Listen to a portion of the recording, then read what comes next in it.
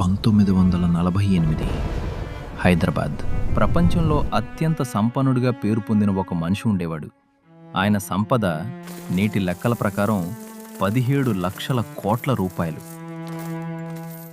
ఆ సంపదకేమైంది ఇప్పటికీ పూర్తిగా తెలీదు. మీర్ ఉస్మాన్ అలీ ఖాన్ హైదరాబాద్ యొక్క చివరి నిజాం.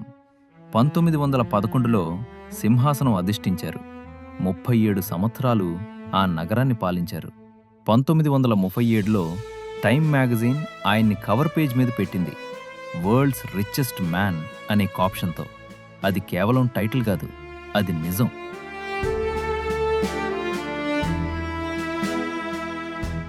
ఆయన దగ్గరున్న కొన్ని విలువైనవి చూడండి. జేకబ్ డైమండ్ 185 క్యారెట్స్ బరువు, ప్రపంచంలోనే అతిపెద్ద వజ్రాల్లో ఒకటి. ఇప్పుడది న్యూఢిల్లీలో నేషనల్ మ్యూజియంలో ఉంది, మీరు వెళ్ళి చూడవచ్చు. Golconda mines, Kohinoor, Hope diamond, చరిత్రలో పేరు పొందిన వజ్రాలన్నీ ఇక్కడే పుట్టాయి. ఆ కాలంలో వరల్డ్లో డైమండ్స్ కేవలం 2 చోట్ల దొరికేవి, గోల్కొండ మరియు సౌత్ ఆఫ్రికా. హైదరాబాద్ని సిటీ ఆఫ్ పర్ల్స్ అని పిలిచేవారు. నిజాం దగ్గర న్యాచురల్ బసరా పర్ల్స్ యొక్క అతిపెద్ద ప్రైవేట్ కలెక్షన్ ఉండేది. మ్యాట్రెసెస్లో కూడా పర్ల్స్ ఫిల్ చేసేవారని డాక్యుమెంటెడ్ అకౌంట్స్ చెప్తున్నాయి. మరియు ఆయన ప్రైవేట్ ట్రెజరీలో బ్రిటిష్ పౌండ్స్, 100 మిలియన్ల విలువైన బంగారు బుల్లియన్, మరో 400 మిలియన్ విలువైన జ్యువెల్స్. ఇవన్నీ 2008 ఎస్టిమేట్స్లో ఉన్నాయి. అంటే ఆలోచించండి, 1947న ఇండియా ఇండిపెండెంట్ దేశమైంది. కానీ నిజాం ఇండియాతో కలవడానికి నిరాకరించారు. ఇండిపెండెంట్ స్టేట్గా ఉండాలని కోరుకున్నారు. అప్పుడు జరిగింది operation polo. Indian army Hyderabad వైపు కదిలింది. కానీ ఆర్మీ అరైవ్ అవ్వడానికి 2 రోజుల ముందే నిజాం ఒక పనిచేశారు.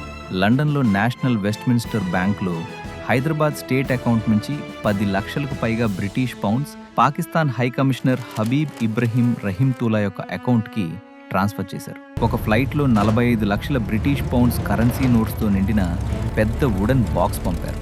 ఎందుకు అని అడిగితే పాకిస్తాన్ వారు చెప్పింది వెపన్స్ కొనుగోలు కోసమని. నిజాం వారసులు చెప్పింది అది వేరే కారణం అని.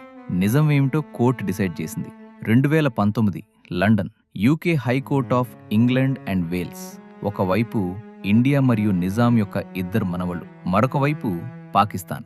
ఫ్రోజన్ ఫండ్స్ యొక్క present value 35 million British pounds, సుమారు 306 కోట్ల రూపాయలు.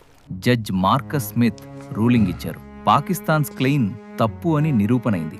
ఆ ఫండ్స్ ఇండియాకి, నిజాం వారసులకే చెందుతాయని వర్డిక్ట్ వచ్చింది.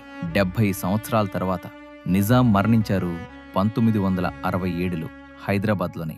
ఆయన ఫ్యూనరల్ ప్రొసెషన్ ఇండియా చరిత్రలో అప్పటి వరకు జరిగిన అతిపెద్ద నాన్ రిలీజియస్, నాన్ పొలిటికల్ గ్యాదరింగ్గా డాక్యుమెంటెడ్ అయింది.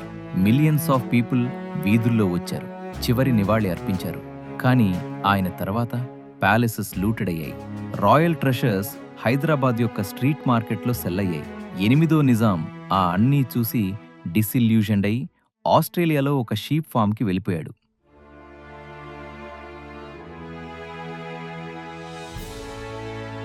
ఒక ఎంపైర్ యొక్క అంతం అలా జరిగింది. జేకబ్ డైమండ్ ఇప్పుడు ఢిల్లీ మ్యూజియంలో ఉంది, అందరూ చూడవచ్చు. Jewels of Nizams reserve bank of India వాల్ట్లో సెక్యూర్గా ఉన్నాయి. కానీ thousands of gold bars private ట్రెజరీలో ఉన్న మిగతా సంపద ఒఫిషియలీ కంప్లీట్లీ అకౌంట్ చేయబడలేదు.